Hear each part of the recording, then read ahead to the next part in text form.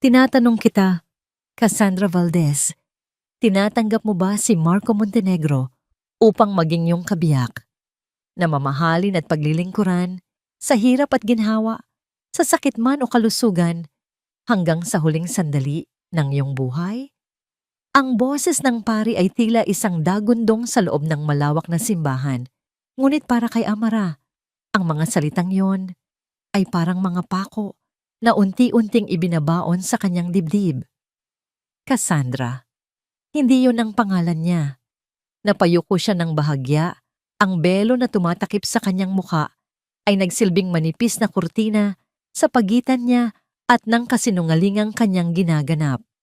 Sa ilalim ng magarbong traje de boda na hindi para sa kanya, ramdam niya ang panlalamig ng kanyang mga kamay.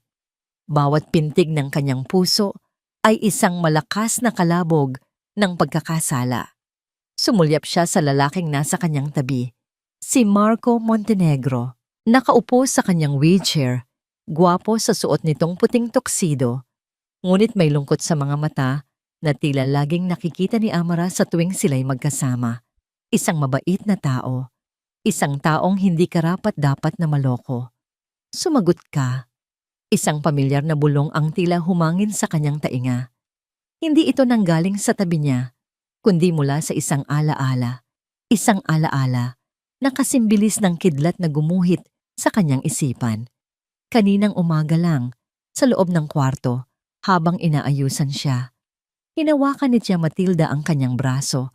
Ang mga kuko nito'y bumaon sa kanyang balat. Huwag na huwag kang gagawa ng kahit anong katangahan, Amara. Mariin nitong sabi. Ang mga matay nag-aapoy sa galit. Isang maling salita mo lang, sisirain ko hindi lang ang buhay mo, kundi pati ang alaala ng ina mo. Tandaan mo, utang mo sa amin ang bawat hininga mo. Napapikit si Amara. Ang utang na loob.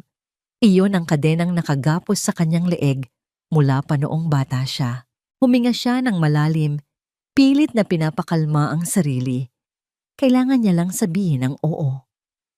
Isang salita lang at matatapos na ang unang bahagi ng bangungot na ito. Isang salita lang para sa kaligtasan niya. Iminulat niya ang kanyang mga mata. Handa nang isuko ang kanyang sarili sa kasinungalingan. Ngunit bago pa man makalabas ang anumang salita sa kanyang bibig, isang tunog ang pumukaw sa atensyon ng lahat. Isang mahinang kaluskos, isang paggalaw mula sa lalaking kanina pa, tahimik sa kanyang wheelchair. Dahan-dahan, sa harap ng daan-daang bisita na hindi makapaniwala.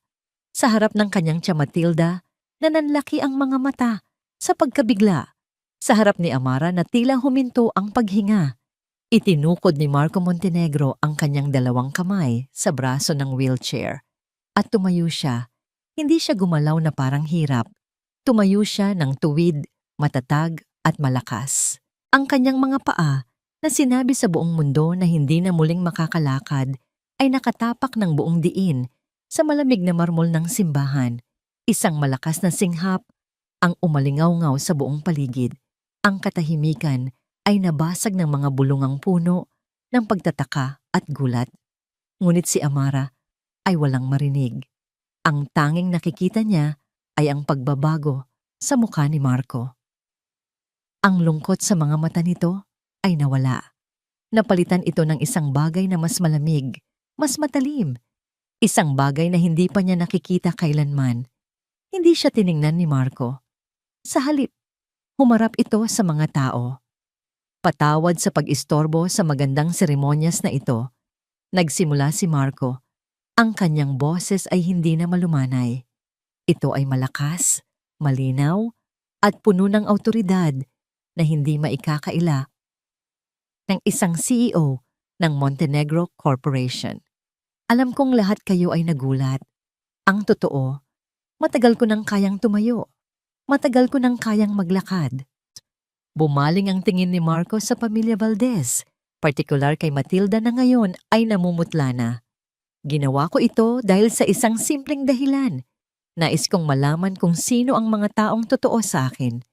Kung sino ang mamahalin ako, hindi dahil sa apelyido ko o sa pera ko, kundi sa kung sino ako.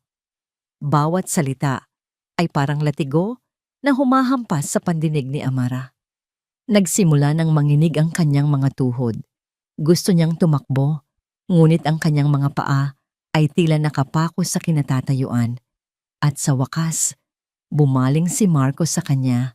Dahan-dahan itong humakbang palapit. Bawat yabag ng mamahalin nitong sapatos sa sahig ay isang martilyo na pumupukpok sa kanyang sentido. Tumigil ito sa mismong harapan niya. Ramdam niya ang hininga nito, ang intensidad ng mga mata nitong tumatagos sa belo na kanyang suot. "Ikaw," sabi ni Marco. Ang boses ay mahina, ngunit sapat na para marinig niya. "Sa lahat ng oras na magkasama tayo, ipinakita mo sa akin ang kabaitan, ang pag-aalaga. Ipinakita mo sa akin ang isang bagay na akala ko ay totoo." Dahan-dahan, iniangat ni Marco ang kanyang kamay, hindi para hawakan ang pisngi ni Amara, kundi para abutin ang dulo ng kanyang belo. Sa isang mabilis ngunit tiyak na galaw, itinaas nito ang puting tela, inilalantad ang kanyang mukha sa buong mundo. Inilalantad ang kanyang takot, ang kanyang hiya, ang kanyang mga luhang nagsisimula ng mamuo sa gilid ng kanyang mga mata. Nagkatitigan sila. At sa huling pagkakataon, nagsalita si Marco, hindi na bilang isang mapagmahal na nobyo, kundi bilang isang hukom na handa ng ibaba ang kanyang sentensya. Ang kanyang tanong ay isang matalim na punyal na sumaksak sa puso ng katahimikan. "Hindi ikaw si Cassandra. Sino ka?" Ang tanong ni Marco ay parang isang malakas na sampal na gumising kay Amara mula sa kanyang pagkakatulala. "Sino ka?" Ang mga salita ay umalingaw-ngaw, at kasabay nito, ang daan-daang pares ng mga mata sa loob ng simbahan ay tila naging libu-libong karayom na tumutusok sa kanyang buong pagkatao. Pakiramdam niya ay hinuhubaran siya, hindi ng damit, kundi ng lahat ng natitira pa niyang dignidad. Wala siyang naisagot. Ang kanyang lalamunan ay tila piniga. Ang tanging nagawa niya ay mapaatras, isang hakbang, pagkatapos ay isa pa, palayo kay Marco, palayo sa kahihiyan. Narinig niya ang galit na sigaw ni Tia Matilda. Narinig niya ang bulungan na parang isang kumpol ng bubuyog na handa siyang sugurin. Gusto niyang magpaliwanag, gusto niyang sabihin na napilitan lang siya. Ngunit anong silbi noon? Sa mata ng lahat, siya ang manloloko, siya ang kontrabida sa perpektong kasal na ito. Isang bagay lang ang pumasok sa kanyang isip, takbo. At tumakbo nga siya. Walang lingon-likod, hinawakan niya ang laylayan ng magarbong bestida at buong lakas na tumakbo papalabas ng simbahan. Narinig niya ang mga tawag sa kanyang pangalan, ang pekeng pangalan na Cassandra. Ngunit hindi siya huminto. Paglabas niya, bumuhos ang malakas na ulan na tila nakikisabay sa unos sa loob ng kanyang dibdib. Ang bigat ng trahe de boda ay nagpapabagal sa kanya. Pakiramdam niya ay isa itong magandang kulungan na pilit siyang iginagapos sa kasalanang hindi niya ginusto. Sa isang iglap ng desperasyon, hinawakan niya ang tela sa kanyang dibdib at buong lakas na hinila. Narinig niya ang tunog ng napupunit na tela. Pinunit niya ito ng paulit-ulit hanggang sa makahinga siya ng maluwag. Tinanggal niya ang sapatos na kumikirot sa kanyang mga paa at itinapon ang mga ito sa gilid ng daan. Nananakit ang kanyang mga talampakan sa basang kalsada, ngunit hindi niya ininda. Ang sakit sa labas ay walang-wala kumpara sa sakit sa loob. Ang ulan at ang kanyang mga luha ay naging isa. Patuloy lang siya sa pagtakbo, walang tiyak na direksyon, hanggang sa maubos ang kanyang lakas at mapaluhod siya sa isang madilim na eskinita. Doon, sa gitna ng ulan at basura, humagulgol siya ng humagulgol, inilalabas ang lahat ng sakit, takot at kahihiyan. Nang mahimasmasan, isang lugar lang ang alam niyang babalikan. Ang bahay na tinirhan niya sa loob ng 20 taon. Hindi yun isang tahanan, pero yun lang ang mayroon siya. Basang-basa at nanginginig, pumasok siya sa pinto. Naabutan niya si Tia Matilda sa sala. Ang mukha nito ay hindi maipinta sa galit. Sa tabi nito ay si Cassandra, nakahalukip-kip at nakatingin sa kanya na may pagkasuklam. Walang hiya ka. Iyon ang unang salita na sumalubong sa kanya. Isang sigaw na kasing lakas ng kulog. Sinira mo ang lahat. Ang plano. Ang kinabukasan namin. Tia, nagsusumamo niyang sabi. Hindi ko po sinasadya. Huwag mo akong tawaging Tia. Sigaw ni Matilda at isang malakas na sampal ang dumapo sa pisngi ni Amara. Napahawak siya sa kanyang mukha. Ramdam ang hapdi at init. Dahil sa katangahan mo, nawala sa atin ang lahat.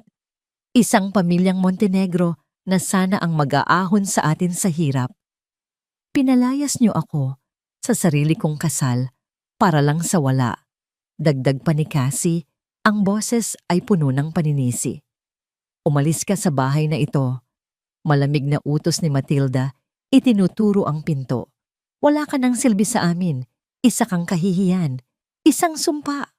Kinuha ni Matilda ang iilang damit ni Amara mula sa lumang aparador at walang awang inihagis ang mga ito sa labas, sa putikan. Kunin mo ang mga basura mo at lumayas ka. Huwag ka nang magpapakita pa sa amin kailanman. Parang pinagsakluban ng langit at lupa si Amara.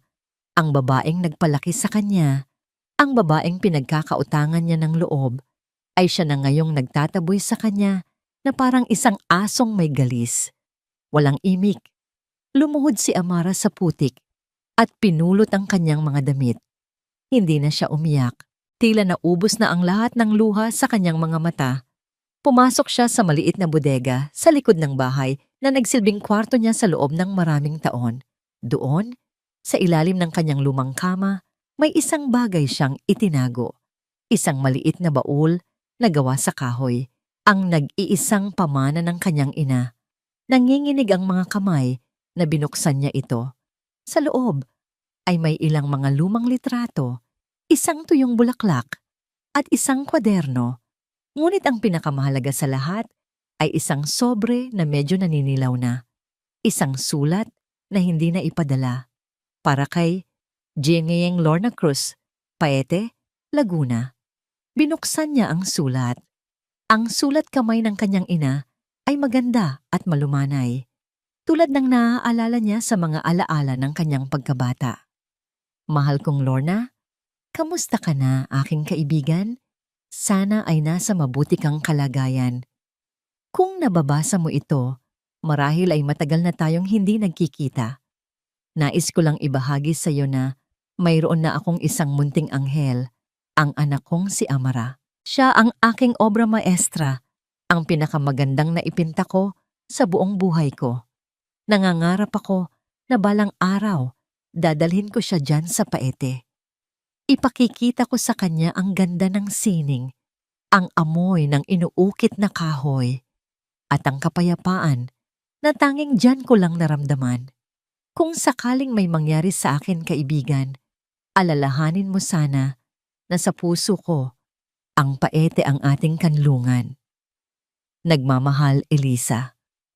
Habang binabasa ni Amara ang mga salita, isang mainit na agos ang dumaloy sa kanyang dibdib. Isang pagmamahal na ngayon niya lang naramdaman ng buo. Isang kanlungan, isang pag-asa, Paete. Tumingin siya sa labas. Gabi na at tumila na ang ulan. Walang pag-aalinlangan.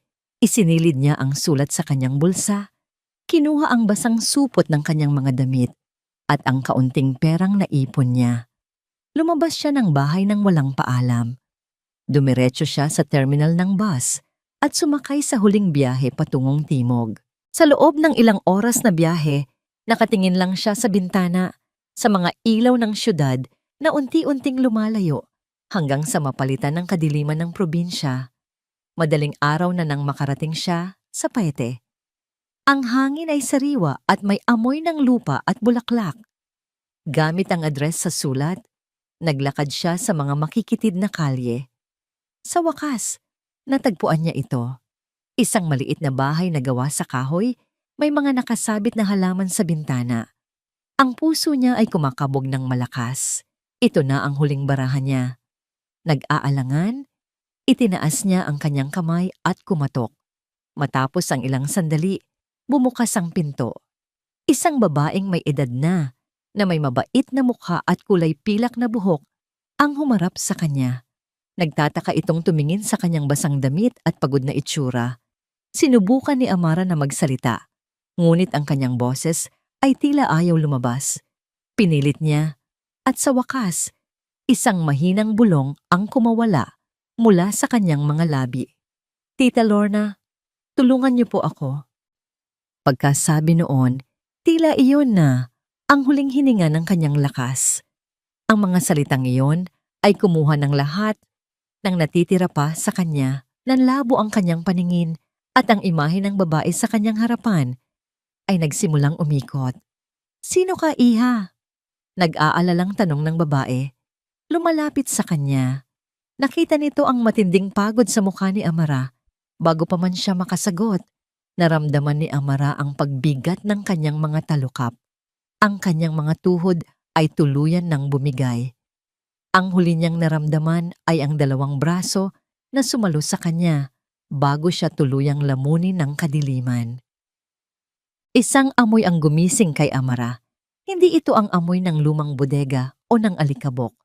Ito ay amoy ng bagong lutong kanin, ng piniritong isda, at ng kapeng barako na tila humahalimuyak sa buong kabahayan.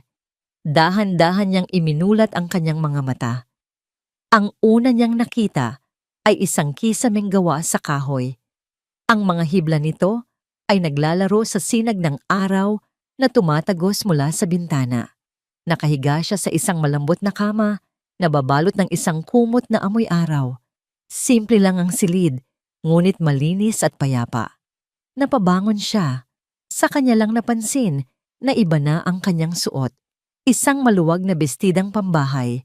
Ang mga damit niyang basa at maputik ay wala na. Bumukas ang pinto at pumasok ang babaeng nagbukas ng pinto kagabi. Si Tita Lorna. May dala itong isang tray ng pagkain. Ngumiti ito sa kanya. Isang nangiting puno ng pag-aalala at kabaitan. "Gising ka na pala, iha." Mahinahon nitong sabi. "Kumain ka muna. Sigurado akong gutom ka na." Inilapag nito ang tray sa isang maliit na mesa sa tabi ng kama. Hindi nagsalita si Amara. Tiningnan niya lang ang pagkain. Isang plato ng sinangag, tuyo, at isang tasang mainit na kape. Parang ilang taon na siyang hindi nakakakita ng almusal na inihanda para sa kanya. "Huwag kang mag-alala," sabi ulit ni Tita Lorna na tila nababasa ang takot sa kanyang mga mata. "Ligtas ka rito."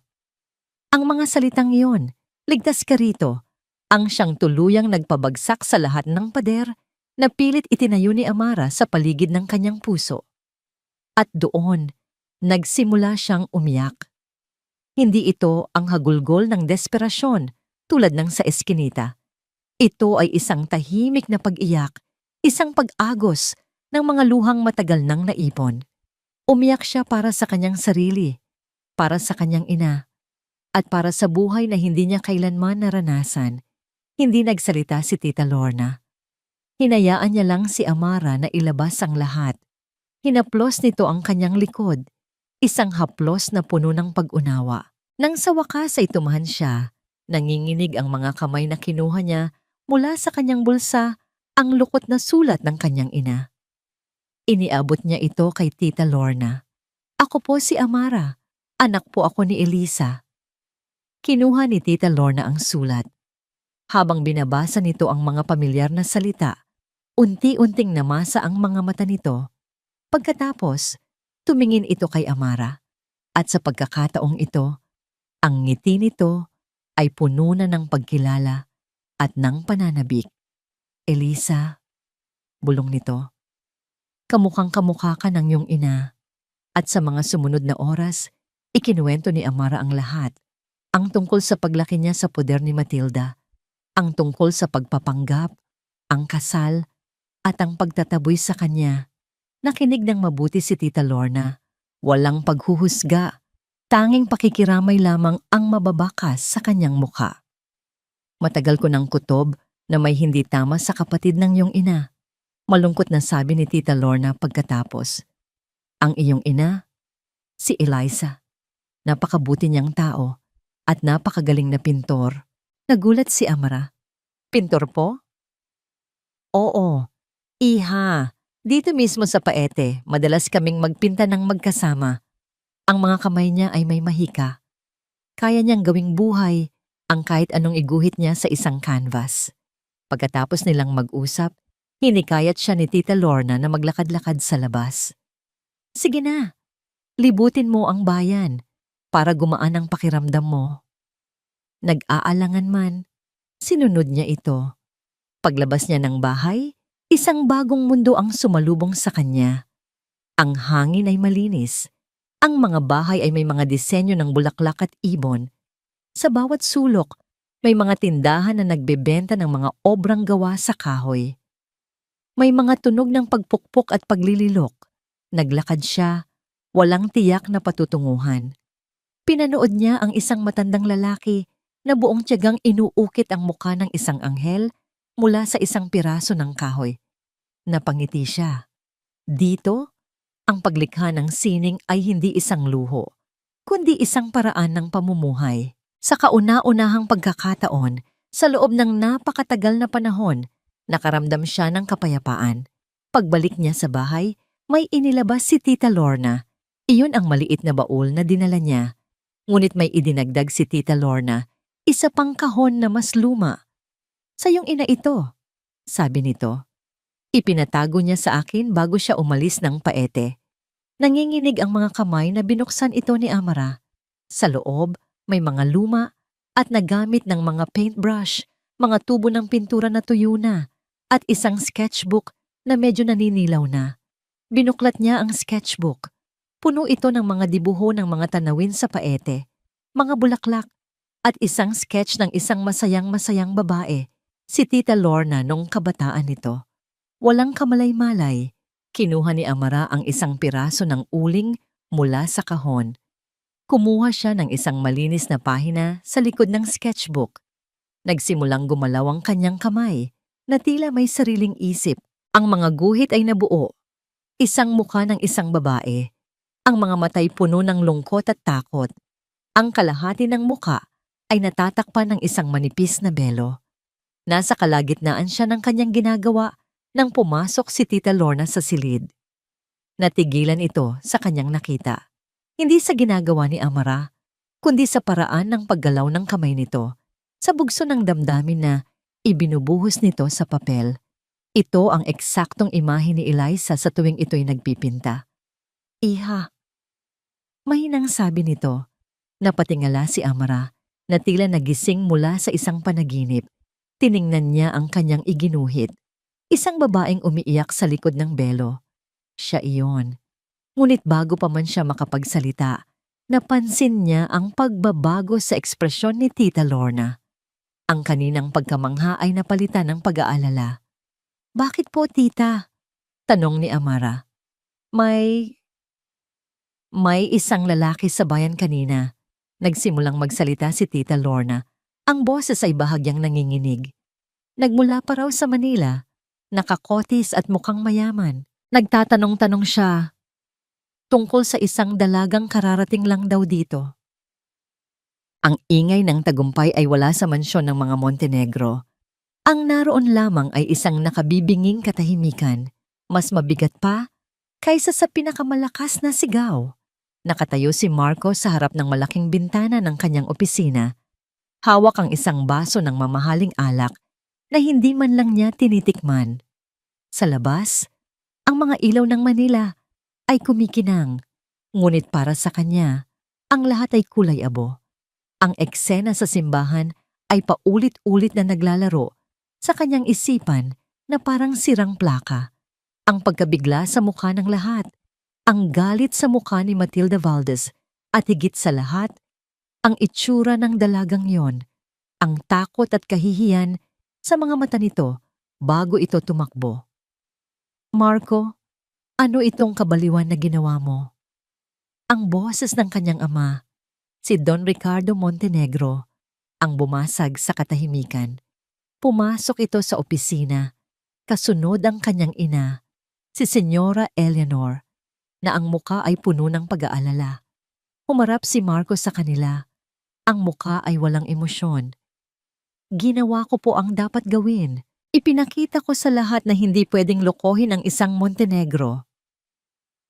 Sa anong halaga, anak? Malumanay ngunit may diin na tanong ng kanyang ina. Ipinahiya mo hindi lang ang pamilya Valdez, kundi pati na rin ang ating pangalan. Ang buong alta sosyedad ay pinag-uusapan tayo. Wala akong pakialam sa sasabihin nila. Matigas na sagot ni Marco. Mas mahalaga sa akin ang katotohanan. Katotohanan? Sarkastikong tanong ng kanyang ama. O paghihiganti? Marco, hindi na ito tungkol sa paghahanap ng totoong pag-ibig. Ito ay tungkol sa isang sugat na hanggang ngayon ay hindi mo pa hinahayaang maghilom. Natigilan si Marco.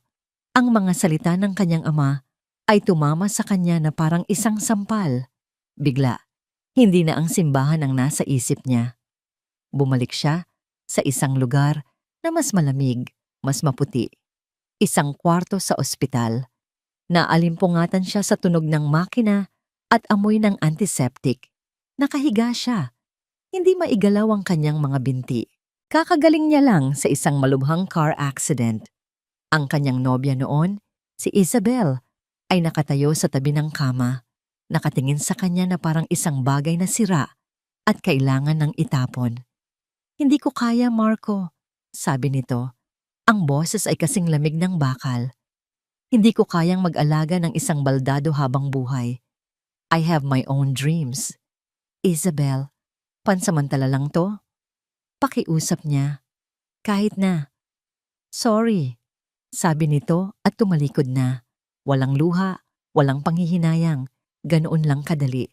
Iyon ang araw na namatay ang tiwala ni Marco sa pag-ibig. Iyon ang araw na isinumpa niya na hindi na siya muling magpapaloko sa pera o sa pangalan. Kaya niya binuo ang plano, ang pagpapanggap na lumpo, isang tuso at malupit na pagsubok. Hindi niyo naiintindihan, mahinang sabi ni Marco, bumabalik sa kasalukuyan.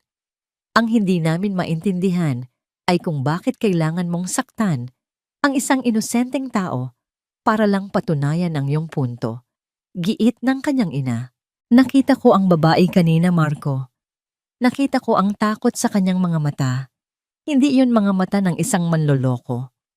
Ang mga salitang iyon ay muling nagpabalik sa alaala ni Amara. Hindi niya maalis sa kanyang isip ang huling sulyap nito. Ang mga matang basang-basa sa luha, puno ng sakit na hindi maipaliwanag. Inasahan niyang makakita ng galit, ng pagkukunwari, ngunit wala. Tanging purong pighati lang.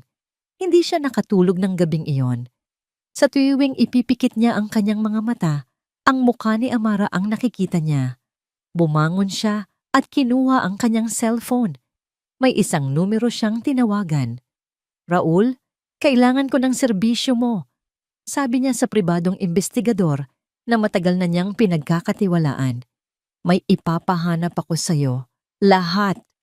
Gusto kong malaman ang lahat tungkol sa isang babae. Hindi nagtagal. Dumating ang resulta. Isang manipis na brown envelope ang iniabot sa kanya ni Raul kinabukasan. Nag-aalangan pa siyang buksan ito. Huminga siya ng malalim at kinuha ang mga dokumento sa loob. Ang unang pahina ay may isang litrato. Isang 2x2 ID picture ng isang dalaga. Maputla, simple, walang kolorete sa mukha, at may isang ngiti na hindi abot sa kanyang mga mata. Sa ilalim nito ay isang pangalan. Pangalan, Amara D. Reyes. Edad, 22. Estado, Ulila. Habang binabasa ni Marco ang mga sumunod na pahina, unti-unting naninikip ang kanyang dibdib. Nakasulat doon ang buong kwento ng buhay ni Amara. Kung paano ito namatay ang mga magulang sa isang aksidente. Kung paano ito napunta sa poder ng kanyang tiyahin, si Matilda Valdez. Nakasaad sa report na si Amara ay hindi kailanman nakaranas ng maginhawang buhay. Itinuring itong katulong sa sariling pamamahay. Walang social life, walang mga kaibigan, Ang tanging record niya sa labas ng bahay ay ang pagpunta sa palengke. Binasa niya ang testimonya ng isang dating kapitbahay. Kawang-awang bata yan si Amara. Minsan, naririnig namin na sinisigawan ng tiyahin, pero napakabait na bata. Hindi mo maririnig na magreklamo. Isinara ni Marco ang folder. Isang malamig na pakiramdam ng pagkakasala ang gumapang sa kanyang buong katawan. Ang buong akala niya ay isa siyang matalinong generalista na naglatag ng isang perpektong bitag para sa isang kaaway. Ngayon, napagtanto niya na ang kanyang ginawa ay parang pagdurog sa isang munting paru-paro gamit ang isang maso. Hindi niya inilantad ang isang manloloko. Ang ginawa niya ay ipinahiya sa buong mundo ang isang biktima. Tumunog ang kanyang cellphone. Si Raul. "Sir Marco, may update po ako." Sabi nito sa kabilang linya. "Ang asset ko po sa terminal ng bus ay may nakitang babae na kamukha ng nasa litrato. Kagabi, sumakay po siya ng bus. Papuntang Paete, Laguna." Paete. Biglang tumayo si Marco. Kinuha niya ang susi ng kanyang sasakyan. Wala siyang pakialam kung anong oras na. Wala siyang pakialam sa mga nakabinbing meeting sa kumpanya. Isa lang ang alam niya. Kailangan niyang hanapin si Amara. Kailangan niyang humingi ng tawad. Mabilis ang kanyang pagmamaneho. Bawat kilometrong lumalayo sa Manila ay tila nagpapagaan sa kanyang dibdib, ngunit nagpapabigat naman sa kanyang pagsisisi. Nang makarating siya sa Paete, bumagal ang kanyang takbo. Ang bayan ay payapa. Taliwas sa magulong syudad na iniwan niya. Huminto siya sa sentro ng bayan at naglakad-lakad. Napadaan siya sa isang maliit na art shop. Sa gilid ng kalsada, may mga nakadisplay na mga inukit na santo at mga makukulay na taka. Ngunit isang bagay sa loob ang pumukaw sa kanyang atensyon. Isang painting. Hindi ito kalakihan, ngunit tila humihigop ng lahat ng liwanag sa paligid. Ito ay isang larawan ng isang babae. Nakasuot ng pangkasal, ang muka ay natatakpan ng isang manipis na belo. Ang mga kulay na ginamit ay madilim, kulay abo, asul, at itim. Ngunit ang pinakanakatatak ay ang mga mata sa likod ng belo. Hindi mo makikita ng buo, pero ramdam mo ang emosyon, ramdam mo ang sigaw, ramdam mo ang sakit. Hindi ito gawa ng isang manloloko. Ito ay gawa ng isang taong nasasaktan. Lumapit si Marco sa may-ari ng tindahan. "Magkano ho yan?" tanong niya. Itinuturo ang painting. "Ah, iyan po ba?" sabi ng matandang babae. "Kadarating lang yan kanina. Gawa ng isang bagong saltang dalaga dito. Ang ganda, no? Puno ng damdamin." Hindi na kailangan pang itanong ni Marco kung sino ang gumawa. Alam na alam niya. Sa mga mata ng babae sa painting, nakita niya ang parehong mga matang nakita niya sa simbahan. Alam niyang natagpuan na niya si Amara. Ilang araw na ang lumipas. Unti-unti, natututunan ni Amara ang ritmo ng buhay sa Paete. Sa umaga, tinutulungan niya si Tita Lorna sa maliit nitong art shop. Nag-aayos ng mga paninda at nagpupunas ng alikabok sa mga inukit na kahoy. Sa hapon, umuupo siya sa isang sulok, hawak ang sketchbook ng kanyang ina at sinusubukang ibalik ang mga guhit na matagal nang natutulog sa loob niya. Ang kapayapaan, ito pala ang pakiramdam. Isang bagay na hindi niya kailanman naranasan sa Maynila. Isang hapon, habang inaayos niya ang ilang mga bagong picture frame sa estante, isang tunog mula sa labas ang kumuha ng kanyang atensyon. Isang tunog na hindi pamilyar sa tahimik na kalsadang yon. Ang marangyang ugong ng isang mamahaling sasakyan. Hindi niya ito pinansin. Marahil ay isang turista lamang na may dalang malaking pera. Ngunit ilang sandali pa, tumunog ang maliit na kampanilya na nakasabit sa itaas ng pinto ng kanilang tindahan. Tanda na may pumasok na customer. "Magandang hapon po," bati ni Amara. Hindi pa rin lumilingon. Abala pa rin sa kanyang ginagawa. "Ano po ang maipaglilingkod ko sa inyo?" Walang sumagot. Naramdaman niya ang isang kakaibang panlalamig sa kanyang batok. Dahan-dahan siyang lumingon. at ang mundo niya ay muling huminto. Nakatayo sa may pinto, sa gitna ng mga obrang gawa sa kahoy at makukulay na taka, ay ang lalaking sanhi ng kanyang pinakamalalim na bangungot. Nakasuot ito ng simpleng puting polo shirt at itim na pantalon, malayo sa suot nitong tuxedo sa simbahan, ngunit ang tindig ay hindi maipagkakaila. Si Marco Montenegro.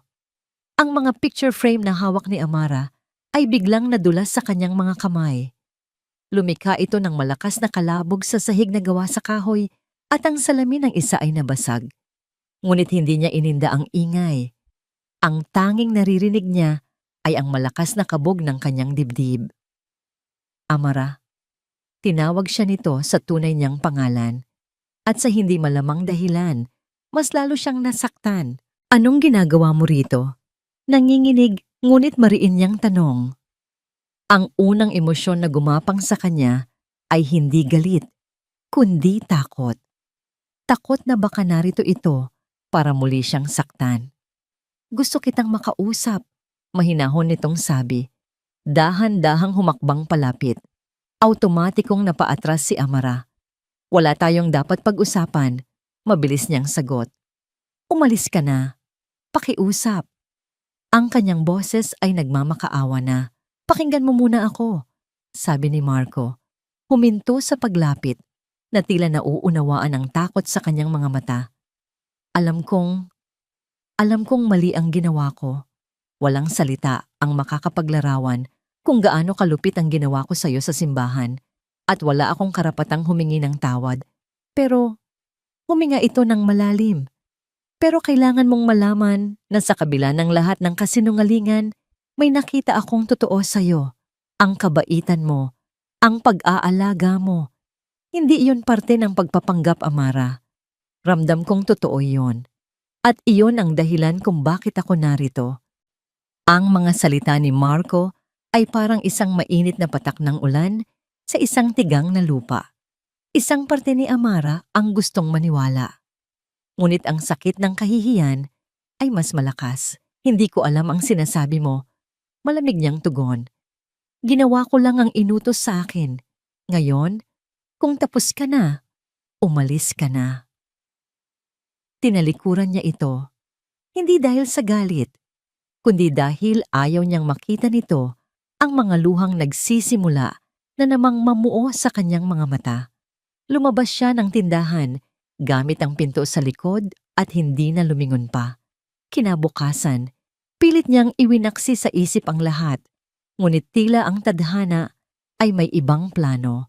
Naglalakad siya pauwi mula sa palengke nang mapadaan siya sa talyer ni Mang Lando, ang pinakamatandang mang-uukit sa bayan. May inaayos sa bubong ng maliit nitong bahay at ang taong nasa itaas ng bubong kasama ang matanda. Na pawis habang inaabot ang martilyo ay walang iba kundi si Marco Montenegro. Ang mamahalin nitong puting polo ay may mga mantsana ng alikabok at ang buhok nito ay magulo. Natigilan si Amara sa kanyang nakita. Hindi ito ang aroganteng CEO na sumira sa kanyang buhay. Hindi ito ang mayamang tagapagmana na tumingin sa kanya na may pagkamuhi.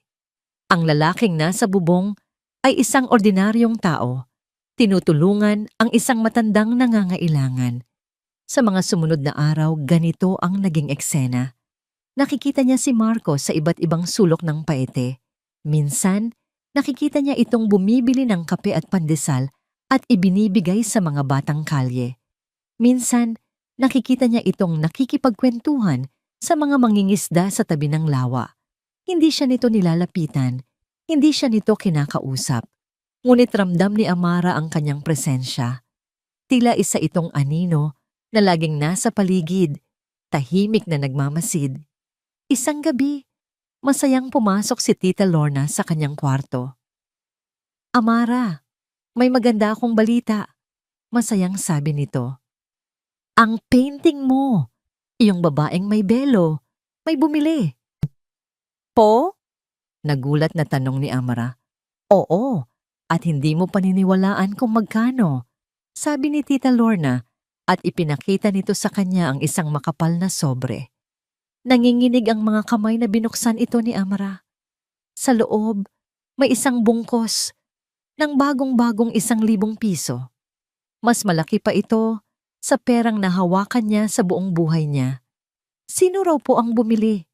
Tanong din niya, kahit na may nagsisimula ng mabuo na hinala sa kanyang isip. Hindi nagpakilala, iha. Isang lalaki lang daw na taga Maynila ang nag-utos na bilhin. Ipinahatid lang ang bayad. Sabi ko naman sa'yo, may mahika ang iyong mga kamay. Ngunit hindi saya ang naramdaman ni Amara. Sa halip, isang mainit na galit ang umakyat sa kanyang dibdib. Awa. Iyon ang ibig sabihin ng perang ito. Awa mula sa lalaking sumira sa kanya. Walang imik, kinuha niya ang sobre at mabilis na lumabas ng bahay. Alam niya kung saan hahanapin si Marco. May isang maliit na hotel sa bayan at sigurado siyang doon ito tumutuloy. Tama nga siya. Nakita niya itong naglalakad sa may hardin ng hotel, kausap ang isang staff. Nilapitan niya ito. Ang puso niya ay kumakabog sa galit. Marco! Tawag niya. Lumingon ito, nagulat nang makita siya. Ngunit bago pa man ito makapagsalita, ibinato ni Amara sa dibdib nito ang makapal na sobre ng pera. Kumalat ang mga salapi sa damuhan na parang mga tuyong dahon. Tumingin si Marco sa pera, pagkatapos ay sa kanya na may pagkalito sa mukha. Tinitigan siya ni Amara ng diretso sa mga mata, ang lahat ng takot na naramdaman niya nitong mga nakaraang araw ay napalitan ng isang matatag na determinasyon. Hindi ko kailangan ng awa mo. Pinulot ni Marco ang bawat piraso ng pera mula sa damuhan. Ang bawat isa ay tila may bigat ng isang bato sa kanyang palad. Hindi siya tumingin kay Amara habang ginagawa niya ito. Nang makolekta niya ang lahat, dahan-dahan siyang tumayo at humarap sa dalaga na nanatiling nakatayo roon. Ang dibdib ay mabilis na tumataas baba sa tindi ng emosyon. Inilahad ni Marco ang pera pabalik sa kanya. Hindi yan awa, Amara. Mahinahon niyang sabi. Ang boses ay malinaw sa katahimikan ng gabi. Paghanga yan. Paghanga sa isang artistang kayang magpinta ng emosyon na hindi kayang isigaw ng bibig. Tanggapin mo. Pinaghirapan mo yan. Natigilan si Amara. Ang galit sa kanyang mga mata ay bahagyang napalitan ng pagkalito. Hindi niya kinuha ang pera. Sa halip tumalikod ito at nagsimulang maglakad palayo, papalubog sa dilim. Hindi siya sinundan ni Marco. Alam niyang kailangan ni Amara ng espasyo, ngunit alam din niya na hindi pa tapos ang kanilang usapan. Kinabukasan, alam niya kung saan ito hahanapin. Ikinuwento sa kanya ni Mang Lando na may isang lugar sa tabi ng lawa kung saan madalas mapag-isa ang dalaga. Doon daw ito kumukuha ng inspirasyon para sa kanyang mga iginuguhit. At naroon nga si Amara. Nakaupo sa isang malaking bato sa ilalim ng isang mayabong na puno ng mangga. Nakaharap siya sa lawa. Ang tubig ay kalmado at sumasalamin sa asul na langit. Sa kanyang kandungan ay ang sketchbook ng kanyang ina. Dahan-dahang lumapit si Marco. Pinilit niyang gawing magaan ang kanyang mga yabag para hindi ito magulat. Nang nasa likuran na siya nito, huminto siya. Maganda rito, mahina niyang sabi. Sapat lang para marinig nito. Hindi lumingon si Amara, ngunit natigilan ito sa pagguhit. Anong kailangan mo? Tanong nito. Ang boses ay walang emosyon. Ang totoo, hindi ko rin alam. Pag-amin ni Marco, umupo sa damuhan. Ilang talampakan ang layo mula sa kanya. Siguro, gusto ko lang ipaliwanag kung bakit. Tumingin ito sa kanya sa unang pagkakataon. May pag-aalinlangan sa mga mata nito. Bakit ano? Bakit mo ako ipinahiya? Bakit mo ako sinundan dito? Hindi, sabi ni Marco, umiling. Bakit ko ginawa ang lahat ng yon? Ang pagpapanggap, ang wheelchair. Ito ang sandali. Ang bigat sa kanyang dibdib ay tila lalong bumigat. Naghahanda ng kumawala. Bago ang lahat, nagsimula siya. Ang tingin ay nasa malawak na lawa. Noong sinabi kong paghanga ang dahilan kung bakit ko binili ang painting mo, Totoo yon. Dahil sa likod ng belo sa painting na yon, may nakita akong sakit na pamilyar sa akin. Nakinig lang si Amara. Ang kanyang lapis ay nakapatong sa ibabaw ng papel. Huminga ng malalim si Marco. 3 taon na ang nakakaraan na aksidente ako. Isang malubhang car accident. Ang mga doktor, hindi sila sigurado kung makakalakad pa akong muli. Sa loob ng ilang buwan, ang wheelchair na yon. Totoo yon. Naramdaman niya ang pagbabago sa hangin sa pagitan nila. Ang dating tensyon ay napalitan ng isang nag-aabang na katahimikan. May nobya ako noon. Si Isabel. Akala ko, siya na ang pakakasalan ko. Pero isang araw sa ospital, habang nakahiga ako at hindi maigalaw ang mga binti ko, sinabi niya sa akin na hindi niya kayang mag-alaga ng isang baldado habang buhay. Iniwan niya ako roon. Ganoon lang kadali. Naramdaman ni Marco ang pamilyar na kirot sa kanyang dibdib, ang alaala ng pagtataksil na yon. Ang kanyang boses ay bahagyang nanginig. Nakalakad akong muli pagkatapos ng mahabang therapy. Ngunit may isang parte sa akin na hindi na muling nakatayo. Ang tiwala ko. Simula noon, lahat ng babaeng lumalapit sa akin, iisa lang ang nakikita ko sa kanilang mga mata. Interes sa pangalan ko, sa kumpanya, sa pera. Wala nang tumingin sa akin bilang si Marco lang. Itinuon niya ang kanyang paningin sa malayo, na tila ayaw salubungin ang tingin ni Amara. Kaya binuo ko ang plano, itong masakit at malupit na pagsubok. Gusto kong makahanap ng isang taong hindi titingin sa wheelchair, kundi sa taong nakaupo roon. At dumating ka. Kahit na alam kong kasama ka sa isang masalimuot na plano, nakita ko ang kabaitan mo. At imbes na itigil ang kahibangan, itinuloy ko pa. Gusto kong makita kung mananaig ang kabutihan sa puso mo. Tiningnan niya si Amra, at sa unang pagkakataon, hinayaan niyang makita nito ang lahat ng sakit at pagsisisi sa kanyang mga mata. Sinubok kita sa pinakamasamang paraan, Amara, dahil nasaktan ako sa paraang ayokong maranasan ninuman. Nakatitig lang sa kanya si Amara. Ang kaninang matigas na ekspresyon sa mukha nito ay unti-unting lumambot. Ang galit na nakita niya sa hardin kagabi ay nawala. Napalitan ito ng isang bagay na mas malalim. Isang bagay na hindi pa niya nakikita mula rito kailanman. Napayuko ito at tiningnan ang sariling iginuguhit sa sketchbook. Isang ibon na may sirang pakpak, pilit na lumilipad.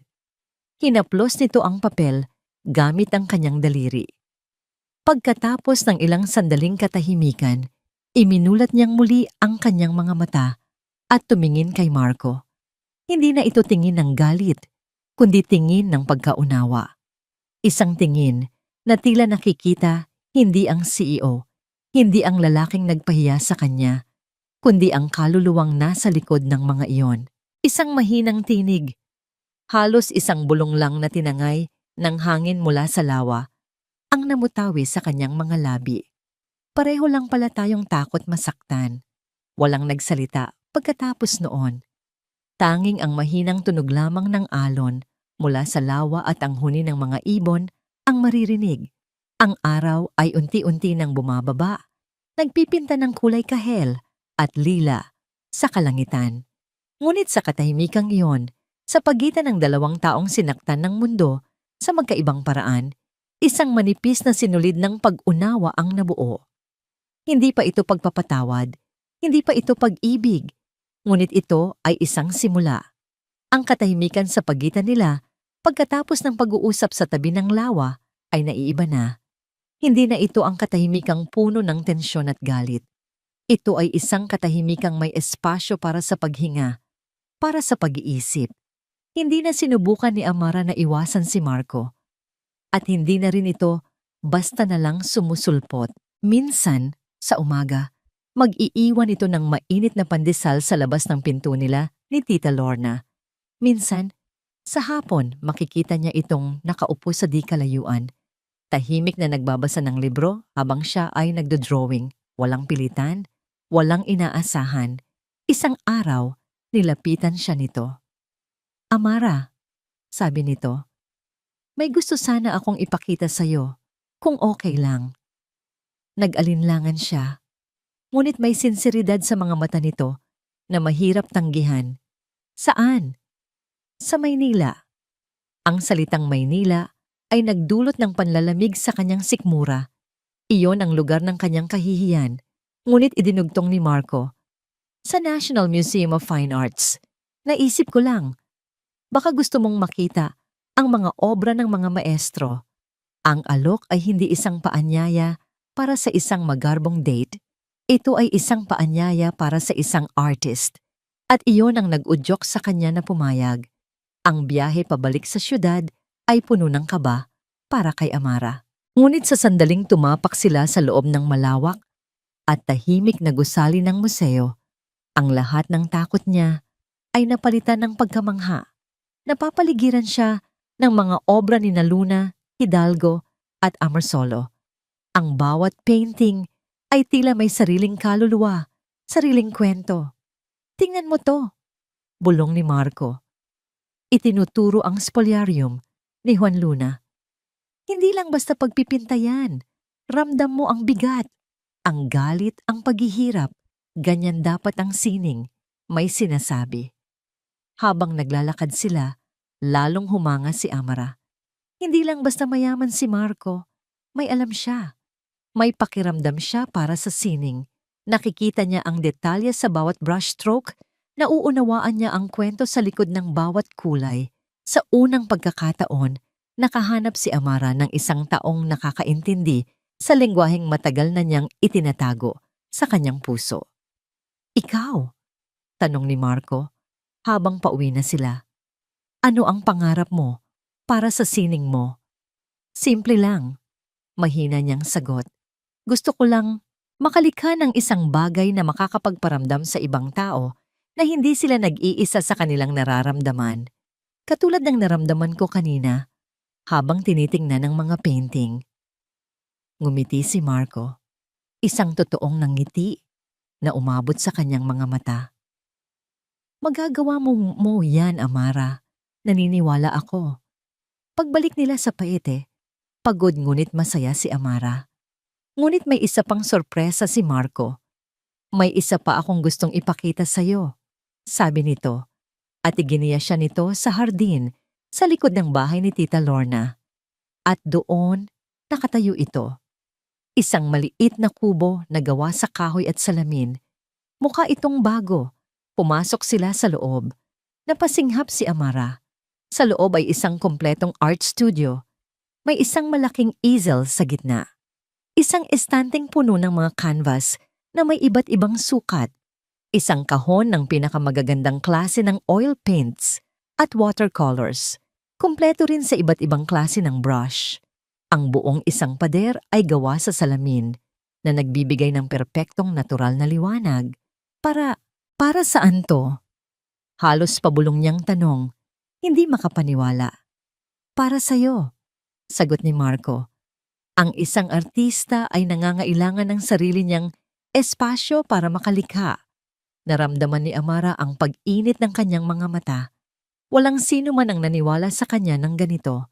Walang sino man ang nagbigay halaga sa kanyang talento. Ang regalong ito ay hindi lang isang studio. Ito ay isang patunay na may isang taong nakikita siya. Ang totoong siya. Lumipas ang mga araw. Ang studio ay naging kanyang kanlungan. Doon niya ibinuhos ang lahat ng kanyang emosyon. At sa bawat araw na yon, laging naroon si Marco. Minsan, nagdadala ito ng merienda. Minsan, uupo lang ito sa isang sulok at manonood habang siya ay nagpipinta. Isang hapon, habang abala si Amara sa pagpipinta ng isang tanawin ng lawa, biglang bumuhos ang malakas na ulan. Ang tunog ng mga patak sa bubong ng studio ay lumikha ng isang payapang himig. Napatingin siya kay Marco na nakaupo sa may bintana. Nakatingin din ito sa kanya. Ngunit ang tingin nito ay iba. Ang kaninang paghanga sa kanyang ginagawa ay napalitan ng isang bagay na mas malalim, mas personal. Alam mo, sabi nito, ang boses ay mas malambing kaysa sa tunog ng ulan. Sa tuwing pinapanood kitang magpinta, doon kita pinaka nakikita ng buo. Walang takot, walang alinlangan. Tanging ikaw at ang sining mo, napakaganda. Naramdaman ni Amara ang pamumula ng kanyang mga pisngi. Ang puso niya ay nagsimulang tumibok ng mas mabilis, isang pintig na tila sumasabay sa ritmo ng kanyang mga brushstroke. Dahan-dahang tumayo si Marco at lumapit sa kanya. Tumigil ito sa kanyang harapan. Ang mga mata ay nakatitig sa kanyang mga mata. Dahan-dahan nitong inangat ang isang kamay at hinaplos ang isang takas na hibla ng buhok mula sa kanyang mukha. Ang pagitan nila ay unti-unting nawala. Ang amoy ng pintura at ng basang lupa ay tila naglaho. Ang tanging naroon ay ang init ng kanyang palad sa pisngi ni Amara at ang titig na nangungusap ng mga damdaming hindi na kayang itago. Ibinaba ni Marco ang kanyang tingin sa mga labi ni Amara at pagkatapos, dahan-dahan, marahan, hinalikan siya nito. Hindi ito isang halik ng pagsinta o pagnanasa.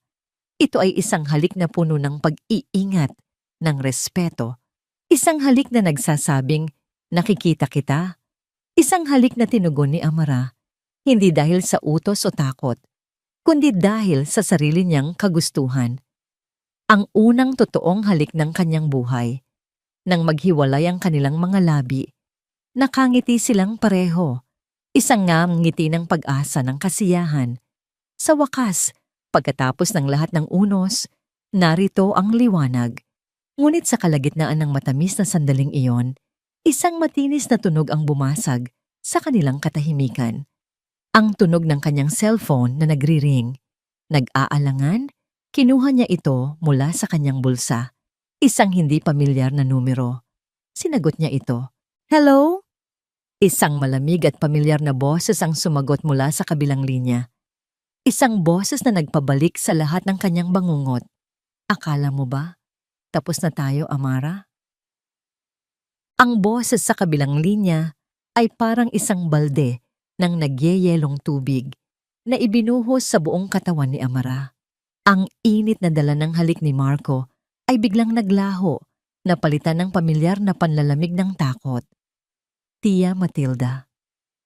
Anong kailangan nyo? Nanginginig niyang tanong. Habang pilit na pinapakita kay Marco na normal lang ang lahat, ngunit nakita niya ang pag-aalala sa mukha ng binata. Simple lang, Amara. Kailangan nating mag-usap. Ikaw at ako. Mariin nitong sabi. Sa plaza, sa tapat ng simbahan, 1 oras mula ngayon. At wag na wag mong sasabihin dyan sa kasama mo. Dahil kung hindi ka darating ng mag-isa, sisiguraduhin kong malalaman niya ang lahat ng sikreto mo. At ng ina mo. Click! Ibinaba nito ang tawag. Sino yon? Tanong ni Marco. Lumapit sa kanya. Wala. Mabilis niyang sagot. Pilit nang ngumingiti. Wrong number lang. Medyo masungit. Itinago niya ang nanginginig na mga kamay sa kanyang likuran. Marco? Kailangan ko na palang umuwi. May ipinapabili pa pala sa akin si Tita Lorna. Hindi pa man nakakasagot si Marco, mabilis na siyang tumalikod. Salamat sa lahat. Mag-ingat ka. Tumakbo siya palayo sa studio, palayo sa lalaking nagbigay sa kanya ng panibagong pag-asa. Bawat hakbang palayo rito ay parang isang saksak sa kanyang puso. Pagdating niya sa plaza, naroon na sila. Nakaupo sa isang bench na tila mga reyna na naghihintay sa kanilang alipin. Si Tia Matilda, ang mukha ay kasing tigas ng bato. At si Cassandra, abala sa pagtingin sa kanyang cellphone na tila naiinip. Mabuti naman at dumating ka. Bungad ni Matilda, hindi man lang tumitingin sa kanya. Ano po ang kailangan nyo? Patahimikin nyo na po ako. Pakiusap ni Amara. Patahimikin? Tumawa ng mapakla si Matilda. Hindi pa tayo tapos, Amara. Sa katunayan, nagsisimula pa lang tayo. Tumayo ito at humarap sa kanya. Nakita ko kayo ng Montenegro na yan. Mukhang tinutuo mo na ang pagpapanggap mo. Mukhang nahuhulog na sa'yo ang isda. Wala po kayong pakialam doon. Matapang na sagot ni Amara. Isang malakas na sampal ang sumalubong sa kanya. Wala kang karapatang sagutin ako ng ganyan, sigaw ni Matilda. Huwag mong kalimutan, ako ang bumuhay sa'yo. Tiya, tama na. Saway ni Cassie, na tila nahihiya sa eksena. Huwag kang makialam dito, Cassandra. Bulyaw ni Matilda sa sariling anak, bago muling humarap kay Amara. Gusto mong malaman kung bakit ako narito? Dahil may utang ka pa sa amin. Utang na mas malaki pa sa inaakala mo. May kinuha si Matilda mula sa kanyang bag. Isang folder na lumana. Ibinato niya ito sa paanan ni Amara. Basahin mo? Nanginginig na pinulot ito ni Amara at binuksan. Sa loob, may mga dokumento, mga kopya ng bank statement, isang kasulatan. Lahat ay may pangalan ng kanyang ina, si Elisa Reyes. Ang bahay na tinitirhan natin, nagsimulang magpaliwanag si Matilda. Ang boses ay puno ng lason. Ang lahat ng yan, dapat sa ina mo. Ang mana, mula sa lolo mo. Pero bago siya namatay, nabaon siya sa utang. Ninakaw niya ang pera ng kumpanya ng tatay. At ako ang mabait na kapatid na sumalo sa lahat. Ako ang nagbayad ng mga utang niya para hindi madungisan ang pangalan ng pamilya. Kaya ang lahat ng ari-arian ay napunta sa akin bilang kabayaran. Hindi makapaniwala si Amara sa kanyang naririnig. Hindi totoo yan. Hindi magnanakaw ang nanay ko. Oh, talaga? Sarkastikong sabi ni Matilda. Nandyan ang mga papeles, Amara. At madali lang para sa akin na ipakalat yan. Sa isang iglap, ang alaala ng iyong santa-santitang ina ay magiging alaala ng isang magnanakaw. Gumuho ang mundo ni Amara. Ang nag-iisang bagay na malinis at puro sa kanyang buhay, ang alaala ng kanyang ina, ay ngayon binabahira ng kasinungalingan. Alam niyang hindi totoo ang mga yon. Ngunit alam din niya kung gaano kalupit si Matilda. Gagawin nito ang lahat. Ano? Ano po ang gusto niyo? Tanongin niya. Ang boses ay basag na. Ngumisi si Matilda. Isang nangiting tagumpay. Simple lang. Kailangan ko ng pera. 1,000,000. At alam kong madali mo yang makukuha mula sa Montenegro na yan. Hihingin mo ang perang yan sa kanya. Ibibigay mo sa akin. At pagkatapos, lalayuan mo siya. Maglalaho ka na parang bula. Babalik ka sa dati mong buhay. Isang basura. Parang sinaksak ng paulit-ulit si Amara. Iwanan si Marco? Pagkatapos ng lahat? Ngunit pagkatapos, tiningnan niya ang mga pekeng dokumento. Ang pangalan ng kanyang ina at ang mukha ni Marco sa kanyang isipan. Hindi niya hahayaang madamay si Marco sa dumi ng kanyang pamilya. Hindi niya hahayaang madungisan ang pangalan ng kanyang ina. Walang pag-aalinlangan. Tumango siya. Sige po, gagawin ko. Bumalik siya sa studio na tila isang kaluluwang naglalakad. Naabutan niya si Marco doon. May hawak na isang maliit na passbook. Amara, andyan ka na pala. Masaya nitong bati. Tingnan mo, nagbukas ako ng account para sa'yo. Para sa mga materyales mo, para sa una mong solo exhibit. Inilagay ko na rin ang bayad para sa painting mo. Pwede kang mag-withdraw kahit kailan mo gusto. Ang kabaitan ni Marco sa sandaling iyon ay isang punyal na lalong bumaon sa puso ni Amara. Ito na ang pagkakataon. Kailangan na niyang tapusin ito. Kinuha niya ang passbook. Hindi siya tumingin sa mga mata ni Marco. Salamat, malamig niyang sabi. May problema ba? Nag-aalalang tanong ni Marco. Napansin ang pagbabago sa kanya. Huminga ng malalim si Amara at isinuot ang maskara ng kasinungalingan na minsan na niyang isinuot. Tumingala siya at tiningnan si Marco. Ang mga mata ay walang emosyon. Akala mo ba talaga may gusto ako sa'yo? Sabi niya, ang bawat salita ay parang laso na lumalabas sa kanyang bibig. Marco, nagkamali ka ng akala. Pareho lang ako sa kanila. Pareho lang ako kay Isabel. Nakita niya ang pagkabigla sa mukha ni Marco. Ang sakit. Ginawa ko lang ang dapat gawin para mabuhay. Patuloy niya. At ngayon, nakuha ko na ang kailangan ko. Salamat sa pera. Hindi. Hindi ako naniniwala sa'yo. Umiling si Marco. Ang boses ay puno ng pagkalito. Ang halik kanina. Isang pagkakamali lang yon. Putol niya. Isang kahinaan. Tapos na tayo, Marco. Tinalikuran niya ito at naglakad papalayo. Dala ang passbook na parang isang mabigat na bato. Bawat hakbang ay isang pagpipigil sa mga luhang gusto nang bumuhos. Kinabukasan, maaga siyang nagpunta sa bangko. Kinuha niya ang lahat ng laman ng account. Isinilid niya ito sa isang bag. Pagkatapos, dumiretso siya sa terminal. Ibinigay niya ang bag ng pera sa isang lalaking utusan ni Matilda. Sumakay siya sa unang bus na paalis. Kahit saan, basta palayo. Habang umaandar ang bus, tumingin siya sa labas ng bintana. At doon, sa di kalayuan, nakita niya si Marco. Nakatayo, nakatingin sa bus na sinasakyan niya. Ang mukha ay larawan ng isang taong sinira ang mundo. Napapikit si Amara at hinayaan na ang mga luhang kanina pa niya pinipigilan na dumaloy ng walang tigil. Naiwan si Marco na nakatayo roon, hindi makagalaw. Ang sakit ay mas matindi pa kaysa noong iniwan siya ni Isabel. Dahil sa pagkakataong ito, umasa siya, naniwala siya. Nang paalis na sana siya, may napansin siyang isang piraso ng papel sa lupa, sa lugar kung saan dumaan si Amara kanina. Marahil ay nahulog mula sa dala nitong gamit. Pinulot niya ito. Ito ay isang pahina mula sa isang sketchbook. Isang mabilis na sketch ng kanyang mukha habang siya ay nakangiti. Isang sketch na puno ng buhay at pagmamahal. At sa gilid ng papel, malapit sa kanyang mata, may isang maliit na tuyong mantsa. Isang marka ng isang luhang pumatak. Tiningnan niya ang sketch. Tiningnan niya ang papalayong bus. Ang mga salitang sinabi ni Amara ay nagsasalungatan sa larawang hawak niya. Isang malamig na pakiramdam ang gumapang sa kanya. Pakiramdam na may mali. May napakalaking mali. Hindi totoo to.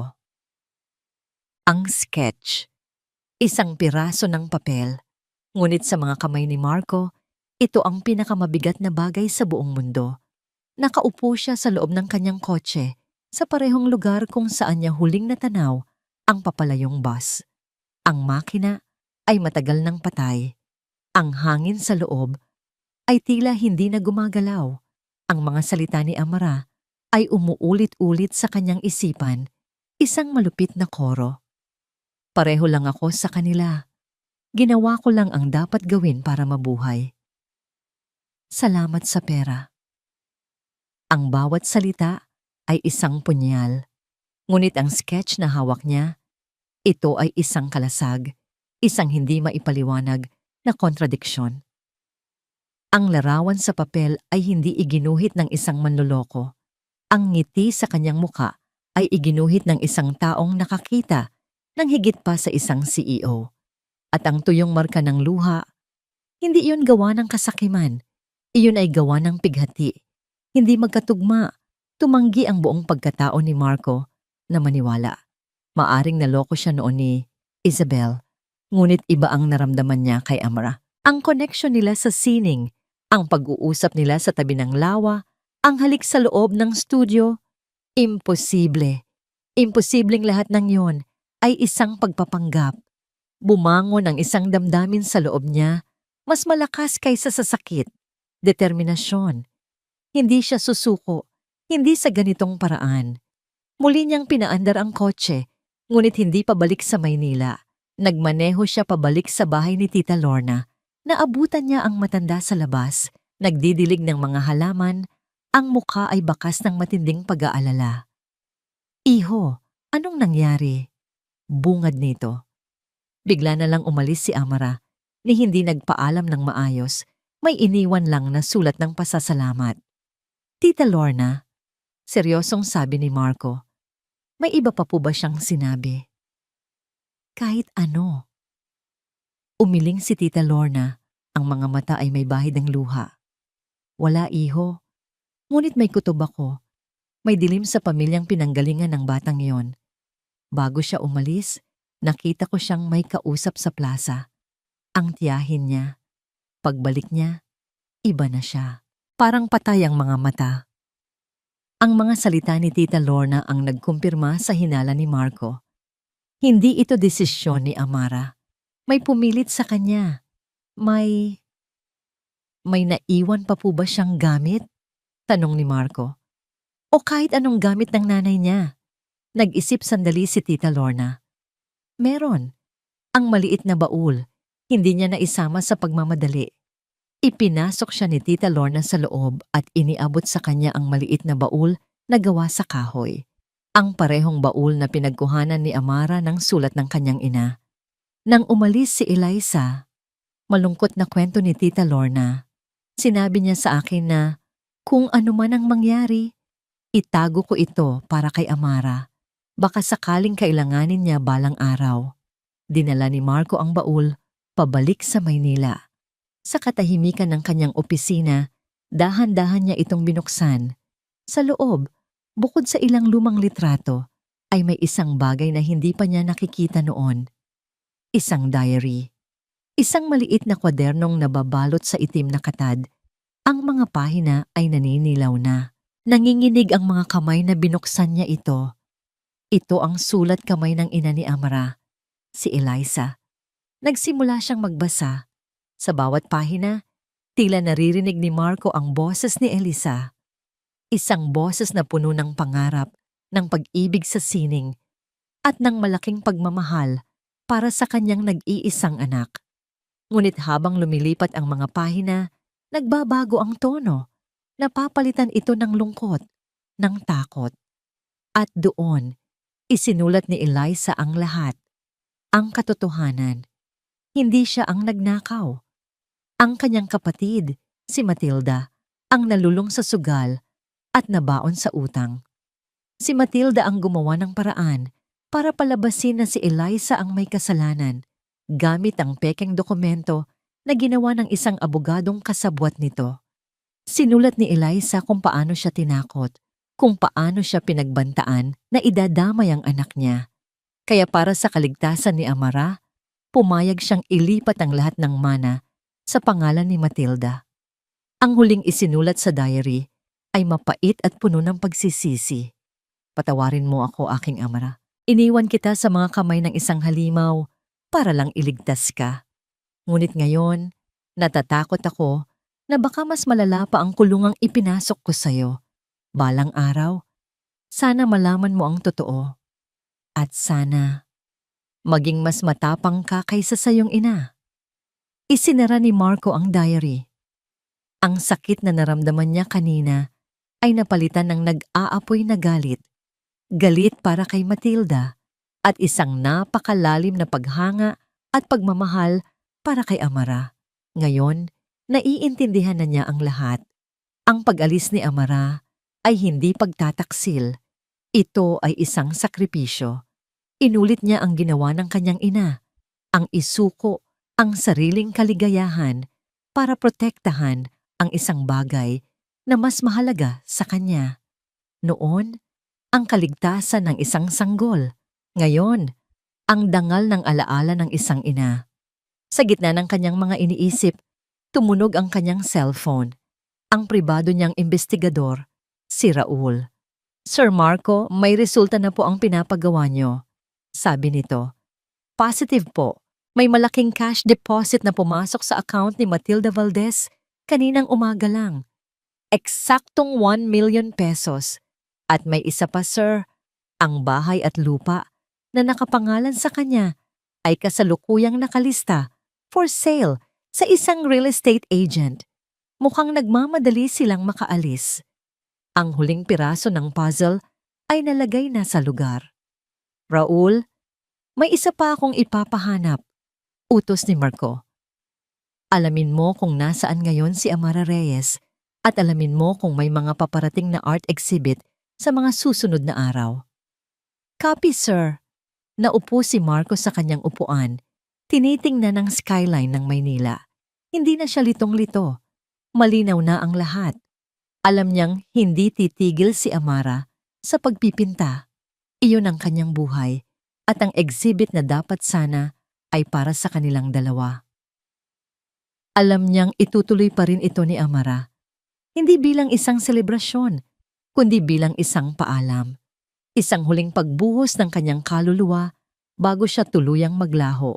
At doon ang magiging entablado ng lahat. Muling tumunog ang kanyang cellphone. Si Raul.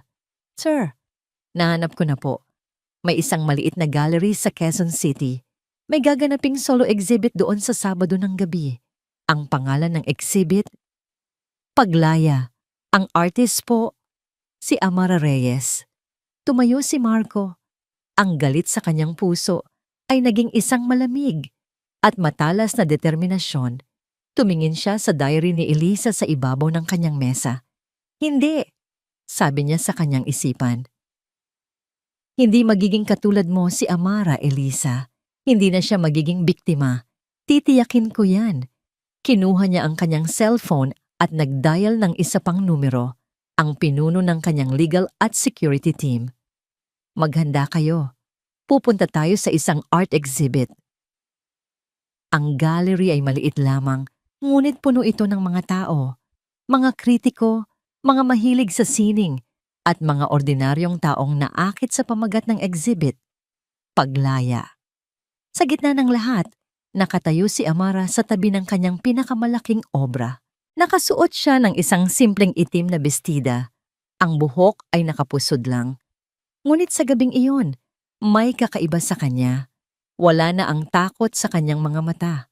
Napalitan ito ng isang tahimik na katatagan. Ito na ang kanyang huling gabi. Pagkatapos nito, maglalaho na siya, tulad ng ipinangako niya. Ngunit bago iyon, sa pamamagitan ng kanyang sining, isisigaw niya ang kanyang kwento. Ang mga pader ng gallery ay naging mga pahina ng kanyang buhay. Ang unang painting ay madilim, nagpapakita ng isang batang babae sa isang sulok na papaligiran ng mga anino. Sumunod ang isang serye ng mga larawang nagpapakita ng pagpapanggap, mga maskara, mga manika, isang babaeng may belo. Pagkatapos, unti-unting nagkaroon ng kulay ang mga painting, isang maliit na bahay sa tabi ng lawa, ang amoy ng inukit na kahoy, isang lalaking nakangiti, at sa gitna ng lahat, ang pinakamalaking painting, ang centerpiece ng exhibit, ang pamagat, Paglaya. Ito ay isang self-portrait. Ngunit hindi lang isa. Dalawang imahe ni Amara ang magkatabi. Sa kaliwa, siya ay nakasuot ng traje de boda, umiiyak sa likod ng belo. Ang mga kamay ay nakagapos sa mga tinik. Sa kanan, siya ay nakasuot ng simpleng damit. Ang buhok ay hinahangin. Hawak ang isang paintbrush na siyang pumuputol sa mga kadenang gumagapos sa kanyang sarili. Sa kaliwa, ang background ay ang pagsikat ng araw sa lawa ng Paete. Impressive. Nagawa mo ngang maging isang tunay na artist. Pamangkin. Isang pamilyar na boses ang bumasag sa kanyang pagmumuni-muni. Napalingon siya. Papalapit sa kanya na may ngisi sa mga labi. Si Tia Matilda, kasama si Cassandra, na abala sa pag-scan sa mga mayayamang bisita. Nandito lang kami para kunin ang huling bayad, sabi ni Matilda. Iniabot ang isang maliit na sobre. Ang kontrata, pinipirmahan mo na isinasalin mo na sa amin ng buo ang lahat ng karapatan sa bahay na yan. Pagkatapos, malaya ka nang maglaho. Nanlamig si Amara. Ito na, ang huling pako sa kanyang kabaong. Pero bago yan, dagdag ni Matilda, tumatawa ng mahina. Kailangan kong sabihin, ang galing mong umarte, lalo na dito. Itinuro nito ang painting ng lalaking nakangiti, ang sketch ni Marco. Sayang lang, at kailangan mong iwan ang gintong nahukay mo. Hindi na sumagot si Amara.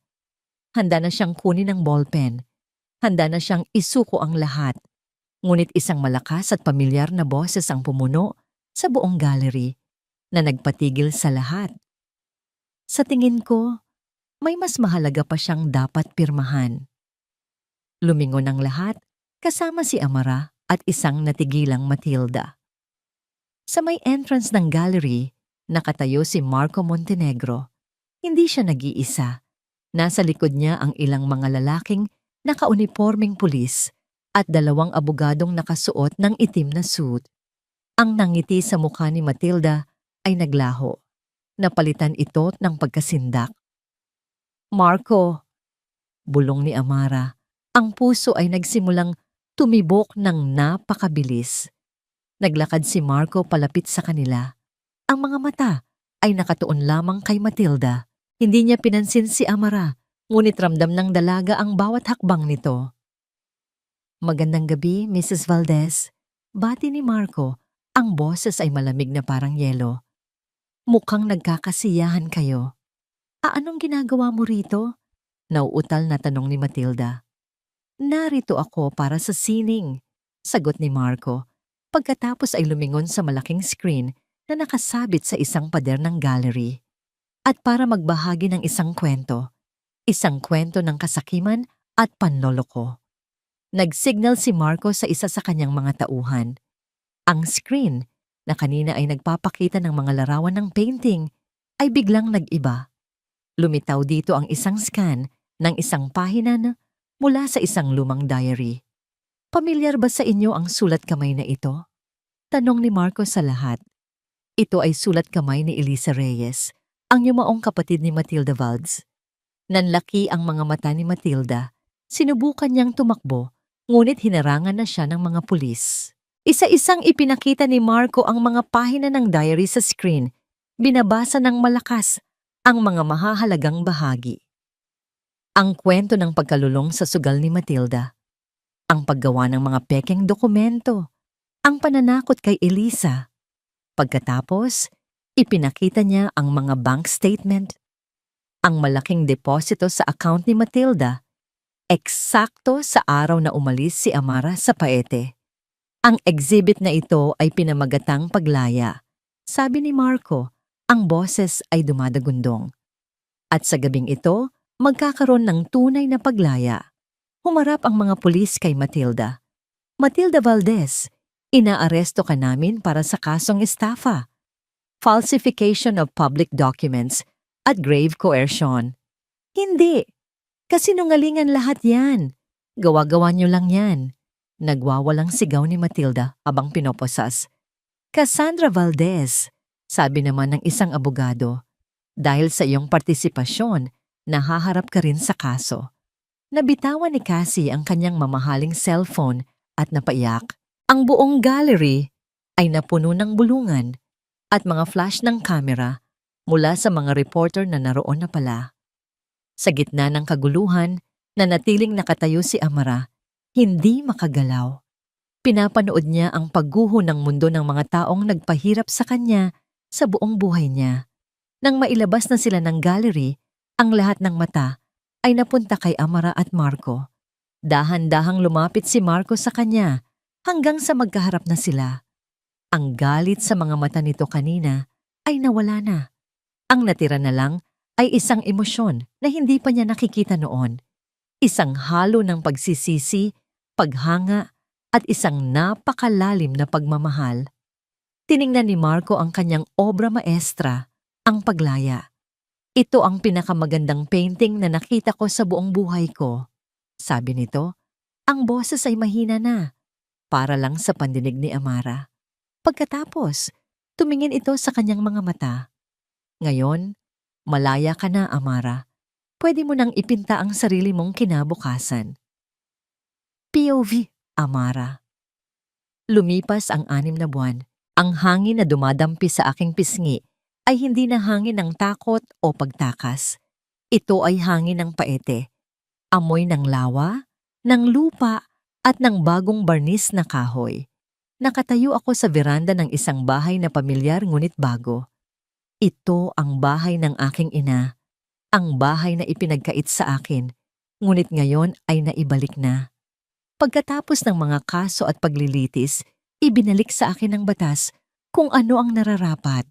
Ngunit hindi na ito ang madilim na bahay na kinalakihan ko sa ilalim ni Tia Matilda. Ito ngayon ay puno ng liwanag at kulay. Mula sa aking kinatatayuan, naririnig ko ang tawanan. Hindi ito tawanan mula sa telebisyon o sa mga bisita. Ito ay tawanan ng mga bata.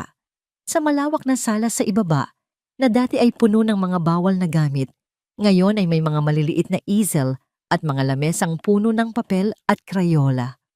Ate Amara, tingnan mo po ang ginawa ko. Napangiti ako. Isang batang babae na nagngangalang Maya ang tumatakbo papalapit sa akin. Buong pagmamalaking ipinapakita ang kanyang iginuhit. Isang bahaghari sa ibabaw ng isang bundok. Napakaganda naman yan, Maya, sabi ko. Ginugulo ng bahagya ang kanyang buhok. Ang galing-galing mo na. Ito ang bahay sining ni Elisa. Isang pangarap na binuo namin ni Marco. Isang libreng art center para sa mga bata ng paete na gustong matutong gumuhit at magpinta. Isang lugar kung saan ang sining ay hindi luho, kundi isang paraan para mangarap. POV. Marco. Pinanood ko siya mula sa di kalayuan habang kausap niya ang bata. Ang Amara na nakikita ko ngayon ay malayong malayo na sa babaeng una kong nakilala sa ilalim ng isang kasinungalingan. Wala na ang anino ng takot sa kanyang mga mata. Wala na ang pag-aalinlangan sa kanyang mga ngiti. Ang babaeng nasa harapan ko ngayon ay isang obra maestra. Isang painting na dumaan sa madilim na kulay ng pighati. Ngunit ngayon ay nangingibabaw ang matingkad na kulay ng pag-asa at pagmamahal. Pagkatapos ng gabi sa gallery, marami kaming pinagdaanan, maraming mahahabang pag-uusap, maraming luhang ibinuhos, luha ng pagsisisi mula sa akin, luha ng pagpapatawad mula sa kanya. Hindi naging madali. Ang mga sugat ay malalim, ngunit unti-unti, hinilom namin ang isa't isa. Sir Marco, handa na po ang lahat, sabi ng isa sa mga staff ng foundation na itinayo ko para suportahan ang bahay sining. Ngumiti ako at tumango. Salamat. Ngayon ang formal na inaugurasyon ng center. Maraming bisita, mga opisyal ng bayan, mga kaibigan, at ang pinakamahalaga, ang mga pamilya ng mga batang tinutulungan namin. Lumapit ako kay Amara. Nang makita niya ako, isang nangiti ang sumilay sa kanyang mga labi. Isang nangiting para sa akin lang. Isang nangiting nagsasabing, tahanan na niya ako. Handa ka na? Tanong ko. Marahang hinawakan ng kanyang kamay. Lagi, sagot niya. POV, Amara. Nakatayo ako sa maliit na entablado sa harap ng lahat. Ang mikropono ay nasa harapan ko. Dati, ang ganitong sitwasyon ay magiging isang bangungot. Ngayon, huminga ako ng malalim at nagsalita mula sa puso. Maraming salamat po sa inyong pagdalo. Nagsimula ako. Ang bahay na ito ay dating isang simbolo ng kasinungalingan at sakit para sa akin. Ngunit may isang taong nagturo sa akin na ang nakaraan ay hindi kailangang maging ating kulungan. Pwede itong maging isang canvas kung saan maaari nating ipinta ang isang mas magandang kinabukasan. Tumingin ako kay Marco na nakatayo sa gilid. Ang mga mata ay puno ng pagmamalaki. Ang sining ang nagligtas sa akin. Tinulungan ako nitong mahanap ang aking boses noong panahong hindi ako makapagsalita. At ngayon, pangarap namin na ang bahay sining na ito ay maging kanlungan din para sa mga susunod na henerasyon ng mga munting artista, para matutunan din nilang ipinta ang kanilang sariling mga pangarap. Pagkatapos ng programa, habang abala ang lahat, hinila ako ni Marco palayo sa karamihan. Dinala niya ako sa dalampasigan, kung saan ang papalubog na araw ay nagbibigay ng gintong kulay sa buong paligid. May isa pa akong sorpresa, sabi niya. Mula sa kanyang bulsa, may kinuha siyang isang maliit na kahon. Nang buksan niya ito, isang simpleng singsing ang lumitaw. Hindi ito malaki. Hindi ito magarbo. Isa itong simpleng pilak na singsing na may disenyong parang mga brushstroke na magkakaugnay. Amara Reyes, sabi niya, lumuhod sa aking harapan sa buhanginan. Ipinapangako kong hindi na ako muling gagawa ng mga malupit na pagsubok. Ipinapangako kong ang tanging susubukin ko na lang ay kung paano kapasayahin araw-araw. Ipinapangako kong ang tiwala ay hindi na isang laro, kundi isang pundasyon na sabay nating bubuuin. Pakakasalan mo ba ako? Tumulo ang luha mula sa aking mga mata. Ngunit sa pagkakataong ito ay mga luha ng purong kaligayahan. Oo, bulong ko. Oo, Marco, pakakasalan kita. Ang aming kasal ay hindi ginanap sa isang malaking simbahan. Ginanap ito sa dalampasigan ng Paete, sa paglubog ng araw. Ang mga bisita ay iilan lamang, si Tita Lorna, ang mga bata mula sa bahay sining, at ang aming mga malalapit na kaibigan. Simple, totoo, puno ng pagmamahal. Pagkatapos ng seremonya, bumalik kami sa bahay sining, sa isang malaking pader sa hardin na iniwan naming blanco. Kumuha kaming dalawa ng tig-isang paintbrush. Tumingin siya sa akin. Ang mga mata ay kumikinang sa ilalim ng mga ilaw ng hardin. Anong ipipinta natin para sa kinabukasan? Tanong niya. Ang nangiti ay nasa kanyang mga labi. Ngumiti ako pabalik. Ang puso ko ay umaapaw sa kapayapaan at pag-ibig. Isinawsaw ko ang aking brush sa asul na pintura at gumuhit ng isang linya sa pader. Sumunod siya. Gumuhit ng isa pang linya na umuugnay sa akin. Kahit ano, sagot ko, basta't magkasama tayo. At doon, sa ilalim ng mga bituin sa Paete, sinimulan naming ipinta ang aming obra maestra. Isang hinaharap na hindi perpekto, ngunit totoo. Isang tahanan na hindi gawa sa bato, kundi sa pag-unawa, pagpapatawad at pag-ibig. Ang aming tahanan. At dito nagtatapos ang makulay na kwento ng pag-ibig ni na Amara at Marco. Maraming salamat. Sa'yo, mahal naming tagapakinig. Sa iyong walang sawang pagsubaybay at pakikinig. Mula sa unang kabanata ng Pighati hanggang sa huling pahina ng Pag-asa, naging karamay ka namin sa bawat pintig ng puso, sa bawat patak ng luha, at sa bawat kislap ng kilig. Ang pagsulat ng kwentong ito ay isang paglalakbay din para sa akin. Isang paglalakbay sa mundo ng sining, ng pagpapatawad, at ng paghahanap sa tunay na kahulugan ng kalayaan. Nais naming ipaalala sa pamamagitan ng kanilang kwento na ang bawat isa sa atin ay may kakayahang ipinta ang ating sariling kinabukasan, gaano man kadilim ang mga kulay ng ating nakaraan. Ang tunay na pag-ibig ay hindi natatagpuan sa pagkukunwari, kundi sa pagtanggap sa lahat ng ating mga sugat at di kasakdalan. At ang pinakadakilang obra maestra na maaari nating likhain ay isang buhay na pinuno ng katotohanan, pag-asa at pagmamahal. Sana'y napulutan ninyo ng inspirasyon ang paglalakbay ni na Amara at Marco. Ano ang pinakapaborito ninyong eksena? Ano ang aral na tumatak sa inyong puso? Ibahagi ninyo ang inyong mga saloobin sa comment section. Nais naming marinig ang inyong mga tinig. Hanggang sa susunod nating pagkikita sa panibagong kwento, ito ang inyong lingkod na laging maghahatid sa inyo ng kwento at kilig.